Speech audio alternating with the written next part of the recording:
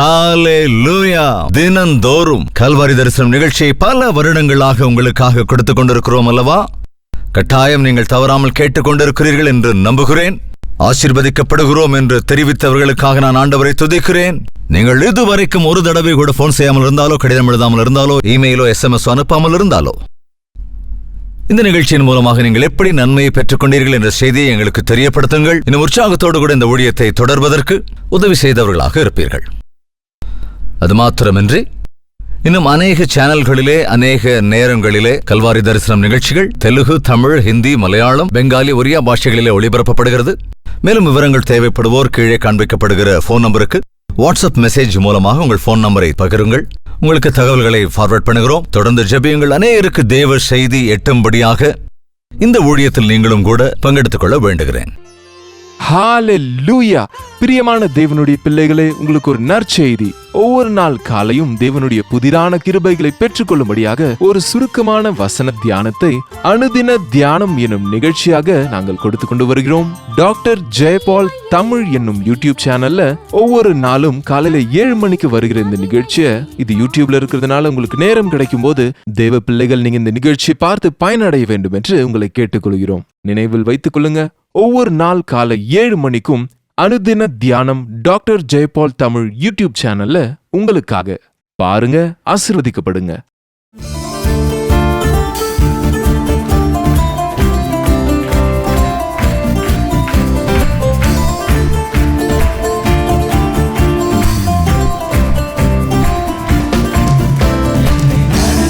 தேவன் என்னோடு இருக்க பயமே எனக்கில்லையே. நான் நம்பிடும்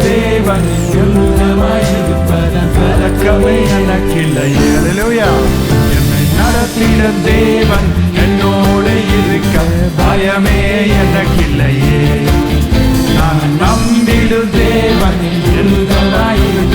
கலக்கமே எனக்கில்லையே. ஓ பயமில்லை, பயமில்லை, பயமில்லையே. நம் சாவுண்டு பயமில்லையே. பயமில்லை, பயமில்லை, பயமில்லையே. நமக்காக யுத்தம் செய்த பயமில்லையே.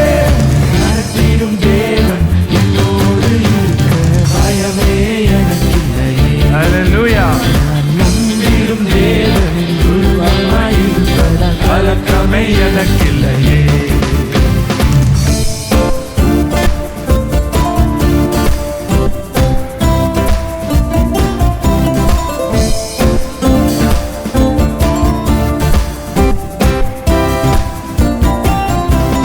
சிறு கூட்டமே நீ பயப்படாதே, கர்த்தர் என்றும் நம் துணை நிற்கிறார். சிறு கூட்டமே நீ பயப்படாதே, கர்த்தர் என்றும் நம் துணை நிற்கிறார்.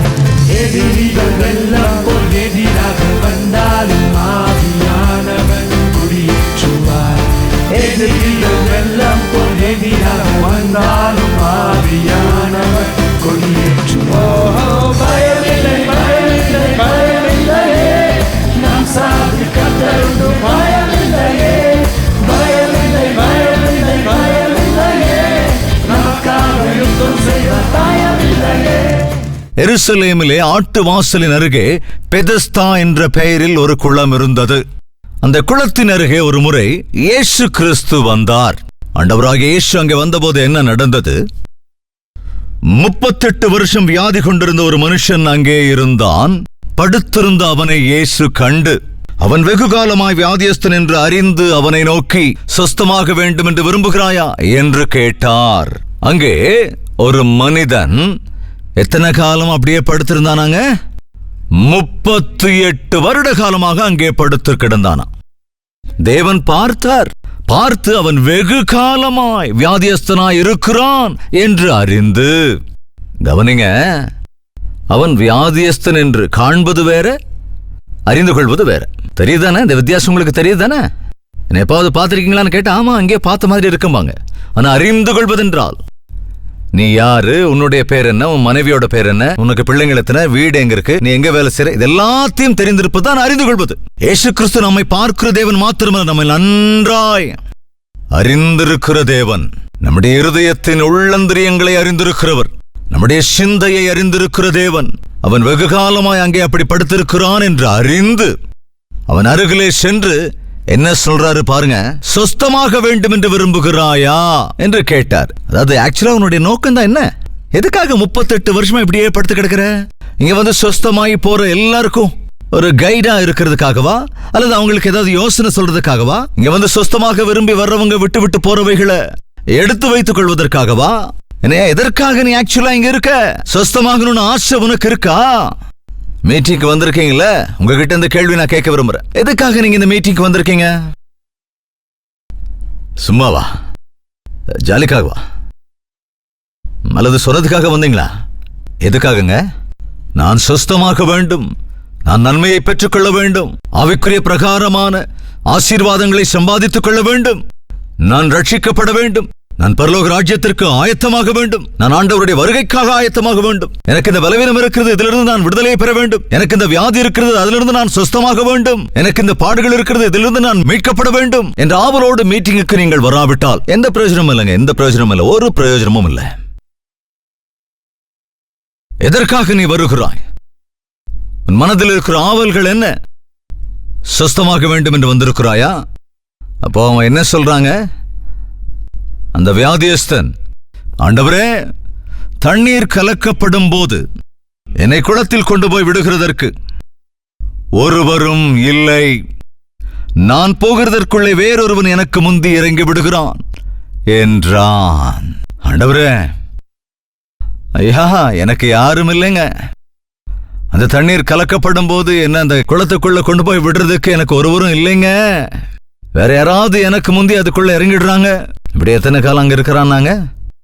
38 வருட காலம். அப்படின்னா கரைக்க போயிட முடியுமா? என்ன ஒருத்தரும் பேச மாட்டேங்கிறீங்க. அசையவே முடியாதவங்களா இருந்தா கூட கோட்டையம் 38 வருஷம் நகந்து நகந்து போய் சேர்ந்திருக்க முடியாதா? முடியும். ஆனா மனசு இல்ல. போயிருந்திருக்கலாம். நிறைய பேர் அப்படித்தான். இன்னைக்கு நிறைய சாக்கு போக்கு சொல்லிட்டே இருப்போம். ஏயா நீ இன்னும் மனம் திரும்பல? ஏயா இன்னும் ஆண்டவரை ஏற்றுக்கொள்ளலன்னா எங்க பாஸ்டர் சரியில்லை அப்படிங்குவாங்க சில பேர். பாஸ்டர் சரியில்லைன்னா உனக்குன்னே கவலை. ஏயா நீ ஆண்டவரை நம்பல அப்படின்னு கேட்டா ஆண்டவரை நம்பினவங்க யாரும் சரியே இல்லை. என்னது? யாருமே சரியில்லைன்னு சொல்றல? அப்ப நான் சரியான கிறிஸ்தவனா இருப்பேன் அப்படின்னு நீ ஏன் நினைக்க கூடாது? எல்லாருக்குள்ளயும் ஏதோ குறை இருக்குன்னு சொல்றல, நான் குறைவற்றவனாக இருப்பேன் அப்படின்னு ஏன் நினைக்க கூடாது? நிறைய பேருக்கு இந்த நாட்கள்ல தப்பு பண்றவங்க எத்தனையோ பேர் இருக்காங்க. தப்ப சுட்டி காட்டுறவங்களுக்கு தங்களுடைய தப்பே தெரியாது. தங்களுடைய முதுகுல மூட்டை கணக்கா அழுக்க வச்சுக்கிட்டு அடுத்தவங்க முதுக பாக்குறது, அடுத்தவனுக்கு குத்தம் சொல்றது. அதாவது அடுத்தவங்க செய்யற தப்ப பிடிச்சுக்குவோம். நான் அவர்கள் பேச்சுக்கு செவி சாய்க்கிறேன், அவர்கள் ஒன்றுக்கு உதவாதவைகளை பேசுகிறார்கள். தான் செய்த தவறுக்காக பேச்சுகளுக்காக வருத்தப்படுகிறவன் ஒருவனும் இல்லை. இன்றும் கூட உன்னுடைய தவறை உணர்கிற நிலையில் இருப்பாய் என்றால் நீ சொஸ்தமாக்கப்படுவாய். உனக்கு ரட்சிப்பு கிடைக்கும், விடுதலை கிடைக்கும், உன் பிரச்சனைகள் தீரும். ஆண்டவர் இந்த இடத்திலே உன்னை தேடி உன் அருகே வந்திருக்கிறார். உனக்காகத்தான் இந்த கூடுகை ஏற்பாடு செய்யப்படுகிறது. நீ சுகமாக வேண்டும் என்று வந்திருக்கிறாயா? நீ மனம் திரும்ப வேண்டும் என்று வந்திருக்கிறாயா? உன் தீய பழக்கங்களிலிருந்து விடுதலை பெற வேண்டும் என்று வந்திருக்கிறாயா? உன் வியாதியிலிருந்து விடுதலையை பெற வேண்டும் என்று வந்திருக்கிறாயா? கற்ப பலனை பெற்றுக்கொள்ள வேண்டும் என்று வந்திருக்கிறாயா? நீ உன்னுடைய ஒரு ஆசையோடு கூட தேவனிடத்துக்கு வந்திருக்கிறாயா? ஒரு எதிர்பார்ப்போடு வந்திருக்கிறாயா? தேவனிடத்திலே வருகிற போது உன் பாவங்களை மறைக்கிறதுல பிரயோஜனம் இல்லை. அதே போல இருதயத்தின் நிலையை மறைத்து வைப்பதில் பிரயோஜனம் இல்லை. அவருக்கு முன்னால நிக்கணும். இதுதான் என் நிலை ஆண்டவரே, இதுதான் என் பலவீனம் ஆண்டவரே, இதுதான் என் குற்றம் ஆண்டவரே, இதுதான் என்னுடைய ரகசிய வாழ்க்கை ஆண்டவரே என்று சொல்லும் போதுதான் உனக்கு விடுதலை. எனக்கு யாரும் இல்லைங்க, யாருமே இல்லைங்க. இந்த வார்த்தை எனக்கு எத்தனையோ பேர் சொல்லிக்கிட்டு இருக்காங்க. எனக்கு யாரும் இல்லை. இந்த உலகத்தின் ஆஸ்தி அந்தஸ்து நமக்கு திருப்தி கொடுக்காதுங்க. ஆஸ்தி அதிகமாகும் போது சாப்பிடுறவங்க அதிகமாயிடுவாங்க. நீங்க பணத்தை சேமிச்சு மறைச்சு வச்சு பிள்ளைங்க கொடுக்கலாம் நினைச்சீங்கன்னா சீக்கிரமா உள்ளத்தை உடைச்சிருவாங்க. ஜாக்கிரதை. இந்த ஒரு தாயார் இப்படி சொன்னாங்களா, என்னுடைய ஆஸ்தியெல்லாம் நான் செத்ததுக்கு அப்புறம் உனக்கு தான் எழுதி வச்சிட்டேன். நாங்களா எழுதி வச்சிட்டியா? அப்படின்னா செத்துரு அப்படின்னு சொன்னா மகன். நீ எப்போ சாகிற வரைக்கும் நான் உட்கார்ந்து இருக்கணுமா? இப்பவே செத்து போயிடுனானா? எவ்வளவு துன்மார்க்குங்க இந்த நாட்கள்ல. எத்தனையோ செய்தி நம்ம கேள்விப்படுறோம் இல்லையா? தாயையே கொன்ற, அதாவது பணத்துக்காக தாயை கொள்கிற மூர்க்கர்கள். எப்பவுமே மனுஷங்களை நம்ப கூடாதுங்க. பிள்ளைகள் நினைக்காதீங்க. அவங்க தான் கொல்லி வச்சிருவாங்க. இந்த நாட்டில் கொல்லி வைக்கிறதுக்கு பிள்ளைங்க வேணும்னு சொல்லுவோம். சாகிறதுக்கு அப்புறம் அன்னைக்கு சாகிறதுக்கு முன்னாலே வச்சிடறாங்க பிள்ளைங்க. ஆண்டவரை நம்புங்க. என்னுடைய மனைவி என்ன புரிஞ்சுக்கிறது இல்லை, என்னுடைய கணவர் என்ன புரிஞ்சுக்கல, பிள்ளைங்க எங்களை புரிஞ்சுக்கல, எனக்குன்னு யாரும் இல்ல. எத்தனையோ பேர் இருந்தாலும் நான் இன்னைக்கு தனிமையை அனுபவிக்கிறேன். 4 பேர் மத்தியில நான் இருந்தாலும் என் உள்ளத்தில் நான் தனிமையை உணர்கிறேன். எத்தனையோ பேர் பதட்டத்தோடு இருக்காங்க. இன்னைக்கு எல்லா வியாதியை காட்டிலும் பெரிய வியாதி என்ன தெரியுமாங்க? 100க்கு 90 பேருக்கு இருக்கிற வியாதி என்ன தெரியுமா? 4 பேர்ல 3 பேருக்கு இருக்கிற வியாதி என்னன்னா டிப்ரெஷன். அப்படின்னா சோர்வு, ஒரு விதமான சோர்ந்து போகுதல், ஒரு விதமான இன்ஃபீரியாரிட்டி, சொல்லப்போனா அது ஒரு விதமான திகில், ஒரு விதமான பாடு. எத்தனையோ பெரிய நாட்கள்ல அதான் இந்த கம்ப்யூட்டர்ஸ் எல்லாம் வந்ததுக்கு அப்புறம் அவங்க நடக்கிறது இல்ல, அவங்க எக்ஸசைஸ் பண்றது இல்ல, அவங்க பெருசா வேலை செய்யறது இல்ல. எப்ப பார்த்தாலும் ஒரே இடத்துல உட்கார்ந்துகிட்டு அந்த மூளைக்கு வேலை கொடுப்பாங்களோ அப்படி அந்த மூளை பார்த்ததையே பார்த்துக்கிட்டு இருக்கும், செஞ்சதையே செஞ்சுக்கிட்டு இருக்கும். அந்த இடத்தை விட்டு எழுந்த உடனே அவனுக்கு எதுவும் புரியாது, பிறரோட பேச கூட கையால் ஆகாது. இந்த கம்ப்யூட்டர்லாம் வந்ததுக்கு அப்புறம், செல்போன்லாம் வந்ததுக்கு அப்புறம், வாட்ஸ்அப்ல ஹாய் ஹோய் ஹீ ஊ அப்படின்னு போடுறாங்க. அதுவும் வார்த்தையால சொல்றது இல்லைங்க, அது நம்ம எமோஜி. அதனால இப்ப என்ன ஆயிடுச்சு, மனுஷனுக்கு பேச்சு கூட ஒழுங்கா வரதில்லை. டேடி கிட்ட போய் ஹாய் அப்படிங்கிறது பிள்ளை கூட அப்பான்னு சொல்லக்கூடாதா, அம்மான்னு சொல்லக்கூடாதா, ஹாய் அதுவும் ஹாய் அப்படின்னு என்னங்க அர்த்தம்? என்னங்க இதெல்லாம்? பெரியவங்க சின்னவங்கன்னு இல்லாம இன்னைக்கு மனிதனுடைய குணமெல்லாம் மாறி போச்சு. அதனாலதான் பேச கூட தெரியுது இல்லைங்க இன்னைக்கு பிள்ளைங்களுக்கு.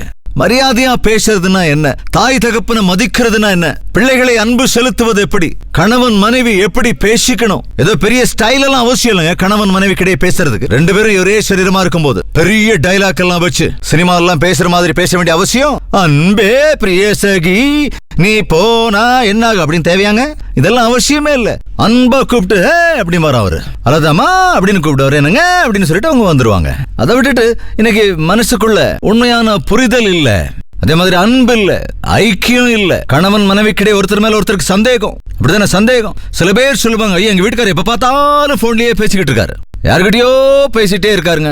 என்னையா யாருக்கிட்டயோ பேசிட்டு இருக்கியாமேன்னு கேட்டா, ஐயோ எங்க ஆபீசர் கொள்றாருங்கயா, நான் ஆபீசர் கிட்ட பேசிட்டு இருக்கேன்னு சொன்னா, அம்மா அவர் ஆபீசர் கிட்ட பேசிட்டு இருக்காராமா, ஐயோ இல்லங்க எப்ப பார்த்தாலும் பேசிக்கிட்டே இருக்காரு. அப்படி எப்பவும் சந்தேகப்படுவாங்க. அந்த சந்தேகம் தான் பெரிய பேய்ங்கிறத புரிஞ்சுக்கணும், ஜாக்கிரதை.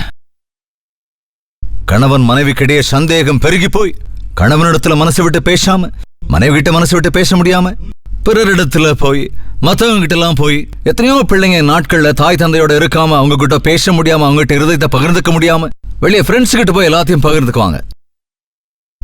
நாட்களில மனிதர்கள் இருக்கிற பிரச்சனைக்கு பரிகாரம் சாவுன்னு நினைக்கிறாங்க. தற்கொலை செய்து கொள்ளுகிறவர்கள் நம்ம பாரத தேசத்துல இன்னைக்கு அதிகமாயிட்டே இருக்காங்க. பாருங்க, பெரிய பெரிய சினிமா ஆக்டர்ஸ் எல்லாம் நிறைய புகழ் இருக்கும், நிறைய பணம் இருக்கும், தூக்கு போட்டு செத்துக்கிறாங்க. ஃபேன்ல தூக்கு போட்டுக்கிட்டு, ஏதோ பட்டிக்காட்டுல இருக்கிறவங்க ஃபேன்ல தூக்கு போட்டு செத்தா பரவாயில்ல, எல்லாம் தெரிஞ்சவங்க கூட ஃபேன்லங்க கயிறு மாட்டிக்கிட்டோ அல்லது சாரிய போட்டோ தூக்கு போட்டுக்கிட்டு சாகிறதுக்கு என்னங்க அர்த்தம்? எவ்வளவு மோசமான சூழ்நிலை பாருங்க. நிம்மதி இல்ல, சமாதானம் இல்ல, தனிமை, மனம் திறந்து பேச யாரும் இல்ல. இந்த நேரத்துல தயவு செஞ்சு புரிஞ்சுக்கோங்க, உன் மனதை பகிர்ந்து கொள்ளக்கூடிய தேவன் இருக்கிறார். அவர் உன்னை புரிந்து கொள்ளக்கூடியவராக இருக்கிறார், உன்னை நேசிக்கிறவராக இருக்கிறார், உன்னை சிட்சிக்கிறவர் அல்ல அவர். நானும் உன்னை ஆக்கணைக்குள்ளாக தீர்க்கிறதில்லை, நீ போய் இனி பாவம் செய்யாதே என்று பாவம் செய்த ஸ்திரீனிடத்திலே சொன்ன ஆண்டவர். நீ எப்பேற்பட்ட பாவியாயிருந்தாலும், எப்பேற்பட்ட நிலைமையில் இருந்தாலும், எப்பேற்பட்ட சோர்வுக்கு நீ ஆளாகி இருந்தாலும், வேதனையோடு கூட இருந்தாலும், என் இயேசு என்னை புரிந்து கொள்ளுவார் என்ற நம்பிக்கையோடு நீ முழங்கால் படியிடுவாய் என்றால் ஆண்டவர் உன்னை விடுவிப்பார், அவர் உன்னை சுஸ்தமாக்குவார். எனக்கு யாரும் இல்லை, நான் இருக்கிறேன், நான் இருக்கிறேன். திக்கற்றவர்களுக்காக நான் இருக்கிறேன், தகப்பன் இல்லாதவருக்கு தகப்பனாயிருக்கிறேன். கணவனை இழந்து தவிக்கிறாயா, நான் இருக்கிறேன். நான் உன்னை சிருஷ்டித்தவர், உன் எஜமானன் என்று சொன்ன ஆண்டவர் நமக்கு எப்பொழுதும் பக்கத்திலேயே இருக்கிறார். நம்புங்க. மனிதர்கள் உங்களை கைவிடுகிற போது, சூழ்நிலைகள் தாறுமாறாகிற போது, சோர்ந்து போகிற போது தற்கொலை பண்ணிக்கலாம்னு மட்டும் நினைக்காதீங்க. இந்த பிரச்சனையை தாங்க முடியலன்னு செத்துட்டா நித்திய நரகத்துக்கு தானே போகணும். பிறரை கொல்வது பேர்பட்ட குற்றமோ, உன்னையே நீ மாய்த்துக் கொள்வதும் அவ்வளவு பெரிய குற்றம். சாத்தான் அதனால் தான் அநேகரை தூண்டிவிட்டு, அதாவது சாத்தானால யாரையும் கொல்ல முடியாது, சாத்தானுக்கு யாரையும் கொல்வதற்கான அதிகாரம் இல்லை. பாவத்துக்கு அடிமையாகி எரிச்சல் அடைந்து நம்மை நாமே மாய்த்துக் கொள்வதற்கு தான் சாத்தான் தூண்டுவான். நான் சாக மாட்டேன், நான் பிழைத்து தேவனுடைய காரியங்களை விவரிப்பேன் என்று சொன்னதை போல நம்முடைய சோதனைகளிலே, போராட்டங்களிலே எனக்கு யாரும் இல்லை என்றாலும் என் இயேசு எனக்காக இருக்கிறார் என்று உணர்ந்து கொண்டு, எப்பொழுதும் ஆண்டவராகிய இயேசு உனக்காக இருக்கிறார். உன் உள்ளத்தை அறிந்திருக்கிறவர், உன்னை உண்மையாய் நேசிக்கிறவர். எவ்வளவாய் நேசிக்கிறார் தெரியுமா? தம் உயிரையே கொடுக்கிற அளவுக்கு நீ நேசித்தார். தயவு செஞ்சு நம்புங்க, உனக்காக தம் உயிரையே தருகிற அளவுக்கு நேசித்தார். ஒரு தரம் நான் கோத்தகிரி அந்த ஹில்ஸ்ல நான் ஊழியத்திற்காக போயிருந்த போது ஒரு உயரமான மலை இருந்தது. அந்த உயர்ந்த மலையின் மீது கால்நடையாக நான் ஏறி போனேன். கீழே ஒரு ஆழமான பள்ளத்தாக்கு இருக்கு, மேல மலை இருக்கு, சின்ன வழித்தடனா இருக்கு, மழை கூட லேசா பெஞ்சுகிட்டு இருக்கு. அதுல ரொம்ப ஜாக்கிரதையா நடந்துகிட்டு எங்கேயாவது கால் இடறி இந்த பக்கம் விழுந்தா பள்ளத்தாக்குக்குள்ளதான் போய் விழணுங்கிற பயம். அந்த பள்ளத்தாக்குக்குள்ள விழுந்துட்டா நான் தயாரா இருக்க ஆண்டவரே, ஆனா அந்த பையன் ஏதோ ஊழியம் பண்ணணும்னு போனா அவனை அந்த தேவன் கொன்று விட்டார் என்று உம்மை தூஷிப்பார்களே ஆண்டவரே என்று நான் ஜெபம் செய்து கொண்டு ஒருவேளை இதுல விழுந்துட்டா என்ன செய்யறது அப்படின்னு நினைச்சுக்கிட்டு நான் என்ன சொன்ன தெரியுமா? சத்தமா, இயேசு என்னை நேசிக்கிறார்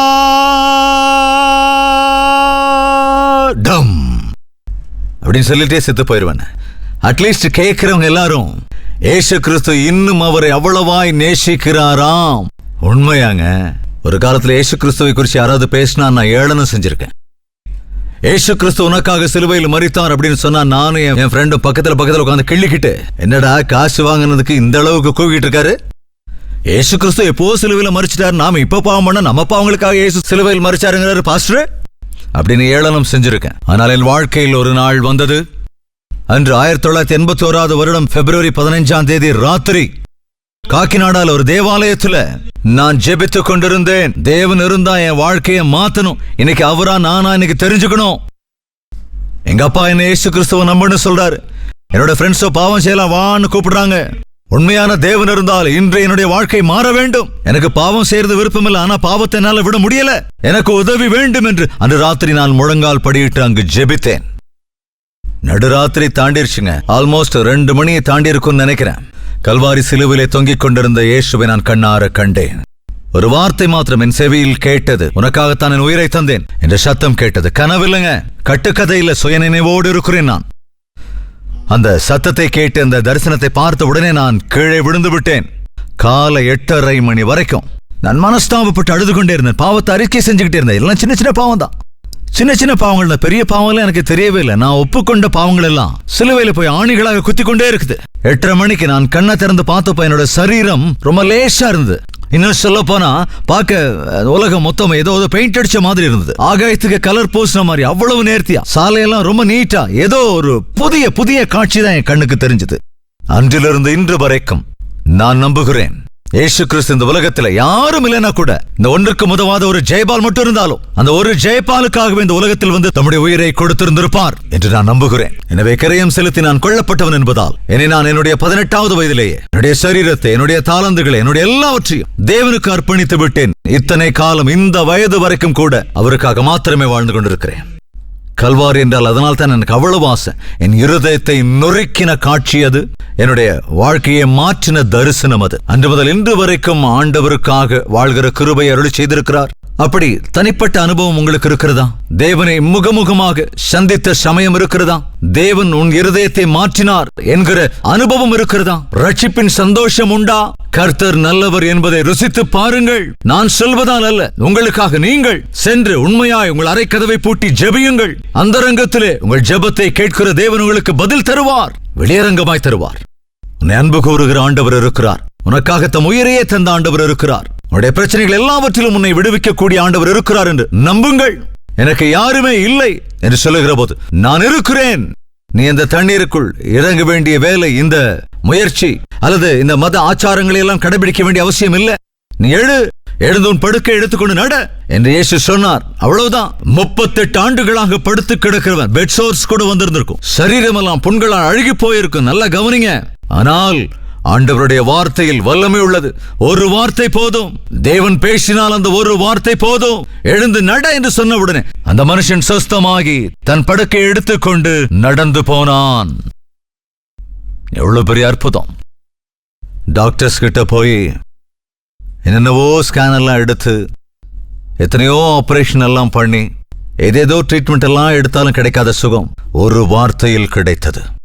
உன்னை நீயே மாற்றிக்கொள்ள வேண்டும் என்று என்னென்னவோ கஷ்டமெல்லாம் பட்டு உன்னை நீ சரியாக்கிக் கொள்ள வேண்டும் என்று அநேகமான முயற்சியெல்லாம் மேற்கொண்டு அதெல்லாம் வீணான போது ஒரு வார்த்தை போதும். உன் வாழ்க்கையில மறுபடியும் அந்த சாராய பாட்டில தொட மாட்ட, கட்டாயம் தொட மாட்ட.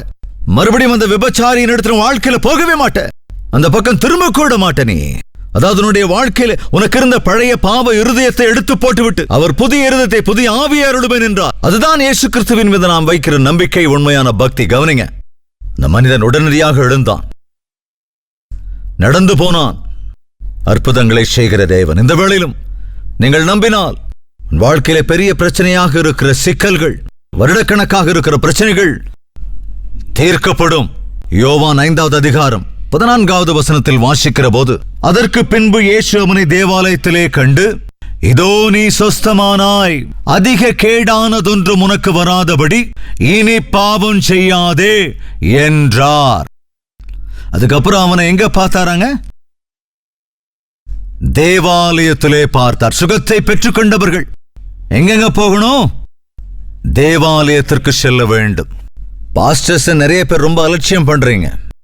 கவனிங்க, இந்த பகுதியில் இருக்கிற சபைகள் எல்லாவற்றிலும் இந்த கூட்டத்திற்கு பிறகு புதியவர்கள் அல்லது பாதியிலே பின்னிட்டு போயிருக்கிறவர்கள் திரும்ப அவரவர் சபைக்கு போக வேண்டும் என்றும் சபை வளர்ச்சி அடைய வேண்டும் என்று நான் ஜெபிக்கிறேன். போற இடத்திலெல்லாம் சபையை ஸ்தாபிக்கணுங்கிற எண்ணம் எனக்கு இல்லை. 45 வருடங்களுக்கு மேலாக ஊழியம் செய்கிறேன். ஓரிரு சபைகள், என் பிள்ளைகளுடைய சபைகளை தவிர ஊரூரா அந்த சபையில இந்த சபையில இருக்கிறவங்க எல்லாத்தையும் வரவழைச்சு டெலிவிஷன் இருக்கிறதுனால புகழ் அடையணும்னு எனக்கு இவ்வளவு சர்ச் மெம்பர்ஸ் இருக்கிறாங்க அப்படின்னு சொல்றதுக்கோ தம்பட்டம் அடிச்சுக்கிறதுக்கோ எனக்கு உணர்வு இல்லை. அப்படிப்பட்ட நிலைமையும் இல்லை. தேவன் எனக்கு கொடுத்திருக்கிற சபையில் நான் உண்மையாய் ஊழியம் செய்தால் போதும் என்று நினைக்கிறவன் நான். இந்த கூட்டங்களை நீங்க சுகத்தை பெற்றுக்கொண்டாலோ அல்லது ரட்சிக்கப்பட்டாலோ உங்க ஊர்ல இருக்கிற சபைக்கு தான் நீங்க போகணும், தேவாலயத்துக்கு தான் போகணும். நீங்க புதியவர்களான உங்களுக்கு பக்கத்தில் இருக்கிற சபைகளுக்கு சென்று ஆவிக்குரிய வகையில பலப்படணும். அதை விட்டுட்டு சுகத்தை பெற்றுக்கொண்டு மறுபடியும் எங்கெங்கயோ போறது கூடாது. மறுபடியும் வீட்டுக்கு போய் சினிமா எல்லாம் பார்க்க கூடாது. திரும்ப திரும்ப அந்த பாவங்களை செய்யவே கூடாது. இதோ நீ சொஸ்தமானா, இன்னும் அதிக கேடானதொன்று உனக்கு உண்டாகாதபடிக்கு இனி நீ பாவம் செய்யாதே. மறுபடியும் பாவம் செய்யாதீங்க. ஆண்டவரிடத்துல மன்னிப்பு பெற்றதுக்கு அப்புறம் மறுபடியும் பாவம் பண்ணாதீங்க. மறுபடியும் வியாதிகளுக்கு ஆளாயிராதீங்க. உங்க இருதயத்தை ஆண்டவருக்கு சமர்ப்பிங்க. தேவாலயத்துக்கு செல்லுங்க. தேவனுடைய வார்த்தையை தியானிங்க. முழங்காலில் நின்று ஜெபிங்க. வாழ்க்கை ஆண்டவருக்கு முழுமையா அர்ப்பணிங்க. இனியும் அதிக கேடானதொன்று உனக்கு வராதபடி இனி நீ பாவம் செய்யாதே. கிறிஸ்தவன் பாவம் செய்ய மாட்டாங்க. இயேசு கிறிஸ்துவை நம்புகிறவர்கள் பாவம் செய்ய மாட்டாங்க. ஒருவன் கிறிஸ்துவுக்குள்ளாக இருப்பான் என்றால் அவனுக்குள் பாவம் இருக்காது. கவனிங்க, இந்த மண்ணான சரீரத்தில் நாம் இருக்கிற வரைக்கும், இந்த சாத்தானின் அதிகாரத்தில் உள்ள உலகத்தில் நாம் இருக்கிற வரைக்கும் அனுதினமும் அநேக சோதனைகள் நமக்கு வரும் என்பதனால் நீ கவனமாக இல்லாவிட்டால், இடைவிடாமல் ஜெபத்தில் நீ தரித்துராவிட்டால், இருதயத்தில் தேவ வார்த்தையால் நிரப்பாவிட்டால் பாவத்தில் விழுவதற்கான வாய்ப்பு உண்டு. பாவத்தில் இடறுவதற்கான வாய்ப்பு உண்டு. அதனால் தான் பயத்தோடு கவனத்தோடு ரட்சிப்பை காத்துக்கொள்ள வேண்டும். தேவனுடைய வார்த்தை அதைத்தான் சொல்லுகிறது. ஒரு கிறிஸ்தவன் தவறுதெல்லாம் சேர்த்துக்குள்ள, அதாவது பாவத்தில் விழுவானே தவிர அதற்குள்ள இருப்பது அல்லது அதிலே சந்தோஷப்பட முடியாது. தாவீதும் கூட பாவத்திலே விழுந்தான். ஆனா அதுக்கப்புறம் சந்தோஷம் இல்ல, மனதில நிம்மதி இல்ல, எலும்புகள்ல கூட சந்தோஷம் இல்ல. தன் பாவத்தை அறிக்கை செய்து விட்டு விலகுகிற வரைக்கும் அவனுக்குள்ள நிம்மதி இல்ல. 51ஆம் சங்கீதத்தை வாசி பாருங்க. ஆண்டவரே என்ன கழுவுங்க, ஈசோப்பினால் என்னை சுத்திகரித்து என் பாவம் போகும்படி என்ன கழுவுங்க. உமது சமூகத்தை விட்டு என்னை தள்ளாமலும் உமது பரிசுத்த ஆவியை என்னிடத்திலிருந்து எடுத்துக்கொள்ளாமலும் வரும். உம்முடைய ஆவினால் என்னை தாங்கும் என்று மன்றாடி தேவனிடத்திலிருந்து அந்த மன்னிப்பை பெற்றுக்கொண்டான். அன்பு சகோதர சகோதரிகளே, பாவத்தில் விழுந்துட்டோம், தப்பு பண்ணிட்டோம்னு அந்த தப்பிலேயே தொடராதீங்க. திரும்ப திரும்ப மன்னிக்கிற தேவன் இருக்கிறார். அவருடைய மன்னிப்புக்கு எல்லை இல்லை. அவர் உன்னை நேசிக்கிறவர், உனக்காய் தம் உயிரையே தந்தவர், உன்னுடைய சிச்சைகள் எல்லாம் சுமந்தவர். நம்முடைய பாவங்களை நாம் அறிக்கையிட்டால் பாவங்களை நமக்கு மன்னித்து எல்லா அநியாயத்தையும் நீக்கி நம்மை சுத்திகரிப்பதற்கு அவர் உண்மையும் நீதியும் உள்ளவராயிருக்கிறார் என்று தேவனுடைய வார்த்தை சொல்லுகிறது. இந்த வேளையிலும் கூட வருடக்கணக்காக மனம் திரும்பாமல் இருக்கிற நபராயிருப்பாய் என்றால் உன்னைத்தான் தேவன் பார்க்கிறார். சுஸ்தமாக விரும்புகிறாயா? விடுதலை பெற விரும்புகிறாயா? ரட்சிப்பை பெற்றுக்கொள்ள விரும்புகிறாயா? சமாதானத்தை பெற்றுக்கொள்ள விரும்புகிறாயா?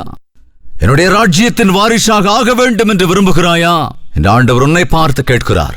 ஆமா ஆண்டவரே, எனக்கு யாரும் இல்லை, நீர் இருந்தால் போதும், எனக்கு யாரும் இல்லை, நீங்க உதவி செய்ய ஆண்டவரே என்று நீ கேட்டால் ஒரே வார்த்தை, இப்பொழுதும் தேவன் அந்த அற்புதத்தை நிகழ்த்துவார். தயவு செய்து எழுந்து நிற்கலாம். ஜெபிக்கிற வேளையிலே நீங்கள் உங்கள் வாயை திறந்து உங்களுடைய பிரச்சனைகள், உங்களுடைய பாடுகள், உங்கள் மனதில் உள்ள வேதனைகள், சரீர வியாதிகள், பொருளாதார பிரச்சனைகள், உங்களுடைய தனிமை, உங்களின் சோர்வு, உங்கள் பாரம் எதுவோ அதை தேவனிடத்திலே சொல்லுங்கள். தேவன் வானத்திலிருந்து பார்த்து உன்னை கவனிக்கிறவராயிருக்கிறார். உன் விண்ணப்பத்தை கேட்க தயாராயிருக்கிறார். உனக்கு பதில் தர அவர் விரும்புகின்றார். ஜெபிக்கலாமா? பரிசுத்தமும் அன்பும் நிறைந்த பிதாவே, தங்கள் கைகளை உயர்த்திருக்கிற உடைய பிள்ளைகளை பாருங்க ராஜா. அவர்கள் உள்ளத்தில் இருக்கிற கலக்கத்தை கவனிங்க. அவர்கள் மனவேதனையை கண்ணோக்கி பாருங்க. அவர்களின் ஆசையை பாருங்க.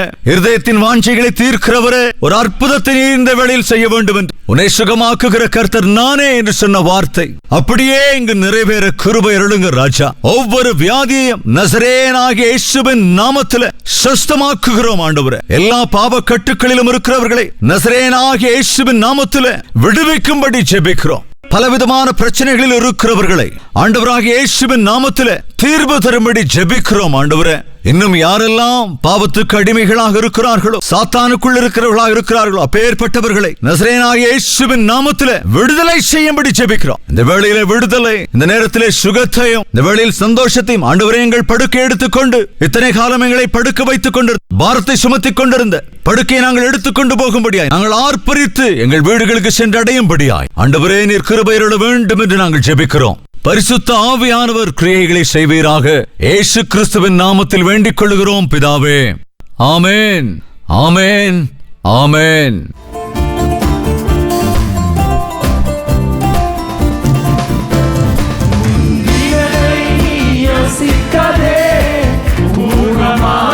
சிந்திக்காதே, முந்தினதை நீ யோசிக்காதே, பூர்வமானதை சிந்திக்காதே, மேலானதை நீ சுழற்க வேறொன்று செய்வார் பயமில்லை. மேலானதை நீ சுழற்க வேறொன்று செய்வார் பயமில்லை. ஓஹோ பயமில்லை, பயமில்லை, பயமில்லையே, நம் சார்ந்து கத்தருண்டு பயமில்லையே, பயமில்லை, பயமில்லை, பயமில்லையே, நமக்காக யுத்தம் செய்வார் பயமில்லையே. தேவன் என்னோடு இருக்க பயமே எனக்கில்லையே, நான் நம்பிடும் தேவன் என்னோடு இருக்க கலக்கமே எனக்கில்லையே.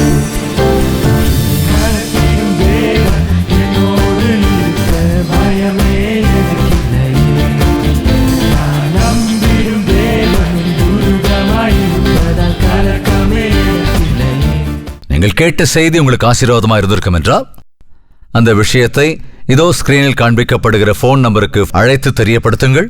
இன்னும் ஜெப விண்ணப்பங்களும் பாரங்களும் பிரைஸ் ரிப்போர்ட்ஸ் இருந்தால் போன் மூலமாக தெரியப்படுத்தலாம் அல்லது வாட்ஸ்அப் மூலமாக தெரியப்படுத்துங்கள்.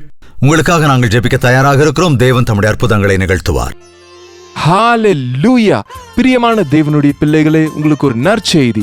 ஒவ்வொரு நாள் காலையும் தேவனுடைய புதிரான கிருபைகளை பெற்றுக்கொள்ளும்படியாக ஒரு சுருக்கமான வசன தியானத்தை அனுதின தியானம் என்னும் நிகழ்ச்சியாக நாங்கள் கொடுத்து கொண்டு வருகிறோம். டாக்டர் ஜெயபால் தமிழ் என்னும் யூடியூப் சேனல்ல ஒவ்வொரு நாளும் காலையில 7 மணிக்கு வருகிற இந்த நிகழ்ச்சியை, இது யூடியூப்ல இருக்கிறதுனால உங்களுக்கு நேரம் கிடைக்கும் போது தேவ பிள்ளைகள் நீங்க இந்த நிகழ்ச்சியை பார்த்து பயனடைய வேண்டும் என்று உங்களை கேட்டுக்கொள்கிறோம். நினைவில் வைத்துக் கொள்ளுங்க, ஒவ்வொரு நாள் காலை 7 மணிக்கும் அனுதின தியானம் டாக்டர் ஜெயபால் தமிழ் யூடியூப் சேனல்ல உங்களுக்காக பாருங்க, ஆசீர்வதிக்கப்படுங்க.